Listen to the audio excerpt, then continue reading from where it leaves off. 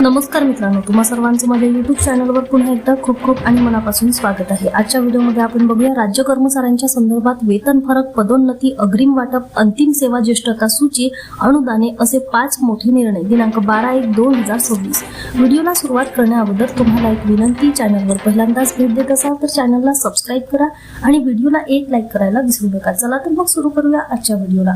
राज्य कर्मचाऱ्यांच्या बाबत दिनांक 12/1/2026 रोजी 5 मोठे महत्त्वपूर्ण शासन निर्णय निर्गमित करण्यात आलेले आहेत। 1. 7वा वेतन आयोग फरक, मूक बधिर या प्रवर्गामध्ये कार्य करणाऱ्या अशासकीय संस्थांना सहाय्यक अनुदाने निधी वितरण करण्याबाबत निर्णय निर्गमित करण्यात आला आहे। तसेच पडसाद, अपंग उपचार व पुनर्वसन केंद्र संचलित पडसाद, कर्णबधिर विद्यालय सिडको जिल्हा नाशिक यांचा 7वा वेतन आयोग फरक अदा करण्यास मंजुरी देण्यात आलेली आहे। 2. पदोन्नती, निवासी आयुक्त व सचिव महाराष्ट्र सदन नवी दिल्ली यांच्या आस्थापनावरील कार्यरत वरिष्ठ सहाय्यक कक्ष अधिकारी गट ब संवर्गातून व्यवस्थापक गट ब या पदावर पदोन्नतीने पदस्थापना देण्याबाबत निर्णय घेण्यात आला आहे।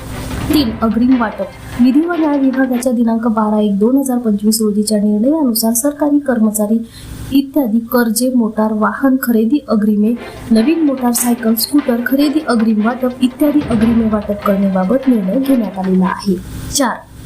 अंतिम सेवा ज्येष्ठता सूची, महाराष्ट्र वैद्यकीय व आरोग्य सेवा गट अ मधील विशेष तज्ञ संवर्गातील वैद्यकीय अधिकारी या पदाची दिनांक 1/1/2025 रोजीची अंतिम ज्येष्ठता सूची यादी निर्गमित करण्यात आलेली आहे। 5. वेतन आयोग फरक, अंध या प्रवर्गातील कार्य करणाऱ्या अशासकीय संस्थांना सहाय्यक अनुदाने निधी वितरण करण्याबाबत अंध विद्यालय बोथडी तालुका किनवट जिल्हा नांदेड यांना वितरित करण्यास मंजुरी देण्यात आलेली आहे। पुन्हा भेटू एका नवीन अपडेटसह। धन्यवाद।